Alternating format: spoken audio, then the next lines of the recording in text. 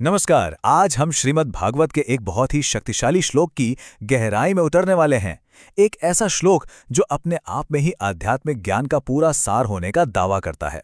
क्या ऐसा हो सकता है कि सिर्फ एक श्लोक में इतना कुछ छिपा हो? चलिए आज मिलकर इसी रहस्य से पर्दा उठाते हैं।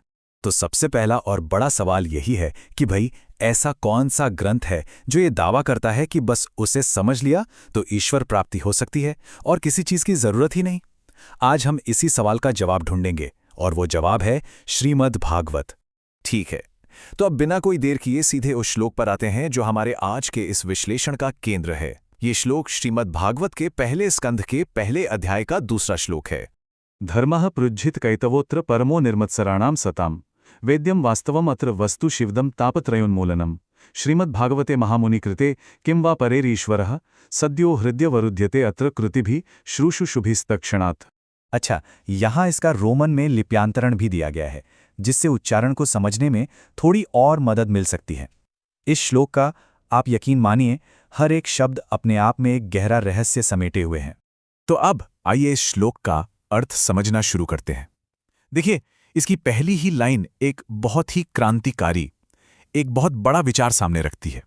ये एक खास तरह के धर्म को पूरी तरह से छोड़ने की, उसे त्यागने की बात करती है। तो ये कैतव धर्म आखिर है क्या?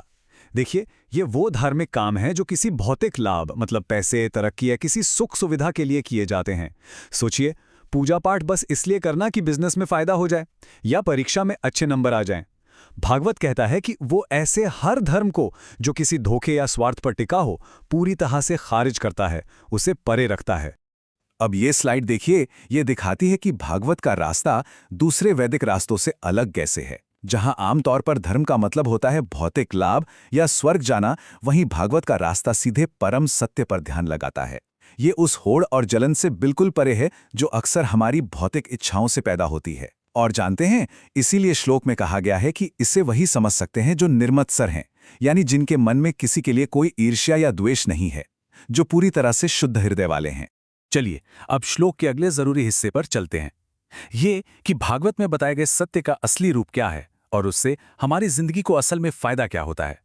भागवत जिस परमो धर्म यानी सबसे ऊंचे धर्म की बात कर रहा है, वो असल में वो सच्चाई है जो हर तरह के भ्रम से परे है। और इसकी सबसे खूबसूरत बात जानते हैं क्या है? इसका मकसद किसी एक का भला करना नहीं, बल्कि शिवदम है, यानी ये सबके कल्याण के लिए है, हर जीव के लिए।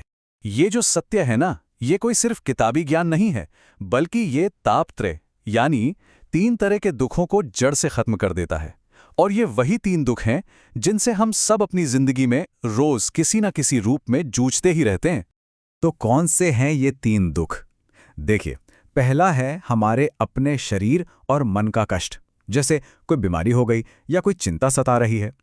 दूसरा, दूसरों से मिलने वाले दुख, जैसे किसी से झगड़ा हो गया या किसी ने धोखा दे दिया।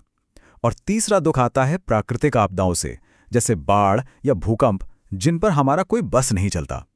भागवत के अनुसार जब हम अपनी असली आध्यात्मिक पहचान को समझ लेते हैं ना, तो हम इन सभी दुखों की जड़ को ही काट देते हैं और इनसे ऊपर उठ जाते हैं। चलिए अब इस श्लोक के सबसे बड़े और सबसे महत्वपूर्ण वादे की तरफ बढ़ते हैं कि ये ज्ञान हमें तुरंत इसी पल कैसे मिल सकता है।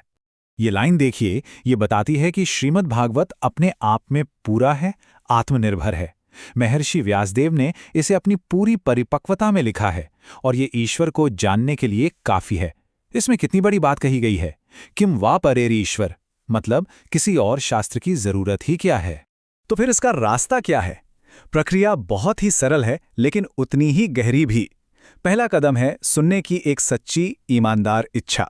दूसरा, जो कहा जा रहा है उसे पूरे ध्यान से और विनम्रता से सुनना। और नतीजा, परम सत्य का तुरंत अनुभव, कोई लंबा इंतजार नहीं, कोई सालों की तपस्या नहीं। इस श्लोक में एक बहुत खास शब्द इस्तेमाल हुआ है, शुश्रूषु। इसका मतलब है वो इंसान जो सुनने के लिए सच में उत्सुक है, ईमानदार है।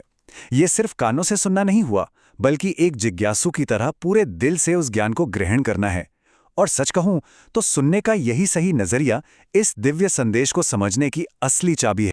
इस पूरी प्रक्रिया का जो वादा है वो बहुत ही शक्तिशाली है। जो भी इस सुनने की संस्कृति को अपना लेता है, उसके दिल में परम भगवान तुरंत बस जाते हैं।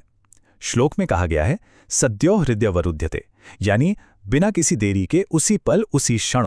तो अंत में ये सवाल हमारे सामने खड़ा होता है, क्या वाकई में सिर्फ ईमानदारी और विनम्रता से सुनने भर से परम सत्य को सीधे अपने हृदय में अनुभव किया जा सकता है? ये श्लोक तो यही दावा करता है। इस पर विचार जरूर कीजिएगा।